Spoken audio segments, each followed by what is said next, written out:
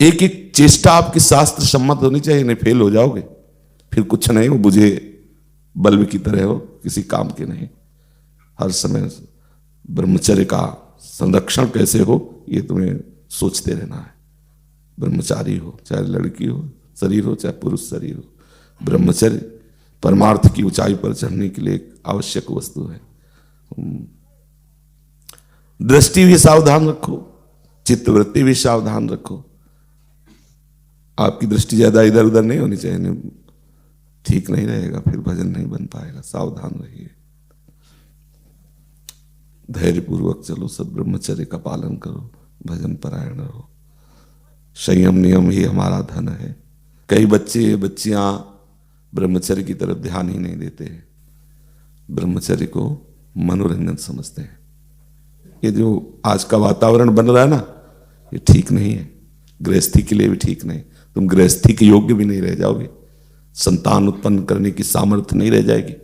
जो गृहस्थ धर्म का, अगर गृहस्थी में भी जाना है जिसको, तो संयम से रहो, ब्रह्मचर्य से रहो। जब आपका गृहस्थ धर्म में प्रयोग हो तो शास्त्र सम्मत व्यवहार करें।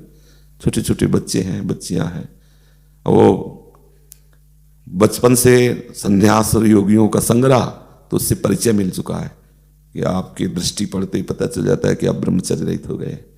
क्रिया से ब्रह्मचर्य रहित होना और स्वाभाविक ब्रह्मचर्य रहित होना, उसमें भी अंतर दिखाई देता। तब लगता है आप क्या करें, हम उनसे बात करें तो दिमाग में उनकी बात आनी नहीं, क्योंकि वो सामग्री नहीं है जिससे चला जाए। छोटे छोटे बच्चे ब्रह्मचर्य का नाश कर रहे हैं। ये बहुत शोध की बात कह रहे हैं। जब तक ब्रह्मचर्य नहीं है ना, आप सब नाटक होता रहता है बच्चा, सच्चा भजन नहीं होता। सच्चा भजन ब्रह्मचर्य से होता है। ये जो धारणा करने की सामर्थ्य, सुना और एकदम वो ब्रह्मचर्य में होती है। ये जो मतलब थोड़ी देर में सो जाना, थोड़ी देर में एकदम सब चेहरे बुझे हुए, काहे काहे अंदर कई प्रश्न उत्तर, अंदर कई वासनाएं, ये सब मिटा दो। इनको मिटाने के लिए अवसर मिला है। कड़ा जीवन, तपमय जीवन। हाँ, एक नियमावली, जो समय उठने का उसी समय उठे, जो समय का शयन का वही समय, जो आहार का बस ठीक आहार के समय थोड़ा आहार ले लो। तो कम ब्रह्मचर्य नजर आता है। शर्माने की बात नहीं है, यहीं से सुधार होता है। छोटे छोटे बच्चे ऐसी ऐसी गंदी चेष्टाएं करके अपने आप को, ये अवस्था कहीं तो किसी भी तरह से गृहस्थ में भी जाने के लिए नहीं है कि आप ऐसे आचरण करें, पर किसको समझावे। ये खेल ऐसा है कि जो डूबने जा रहा है आप बचो और उसको भी बचाओ, पर यहां तो मतलब बचना ही कोई नहीं चाहता। इस विषय पर न चर्चा होती, न गुरुदेव समझाते, न शिष्य समझते। ब्रह्मचर्य के विषय कोई चर्चा थोड़ी होती है। हाँ, मंत्र लिया, भजन करो, जो मनाओ सो खाओ, जैसे मनाओ सो, कुछ नहीं, नाटक होता। कौन, कहाँ ब्रह्मानुभूति हो रही, कहाँ अध्यात्म तत्व का दर्शन हो रहा है, कहाँ अध्यात्म का उत्साह हो रहा है। ये तो घेरे हो, जैसे नहीं घेरे में हो, इसलिए श्री जी की कृपा के घेरे में हो। वही शरीर प्रियता, शरीर श्रृंगार, वही शरीर सजाना, शरीर स्वस्थता, शरीर के ही सुख, इतना ही है क्षेत्र। अभी अंतःकरण धर्म से ऊपर उठ करके अध्यात्म में विचरना नहीं हो पा रहा। देख लो, वही बस। क्या समझते हो तुम, चेहरा बनाने से तुम सुंदर हो जाओगे क्या?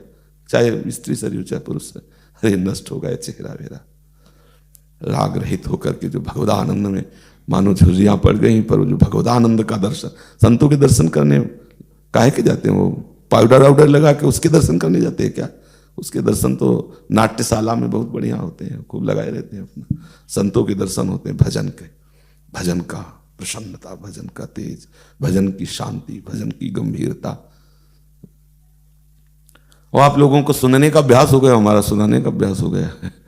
हम सुना के गैस खाली की अपनी, और तुम सुन करके, हाँ वो तो रोजे होता है।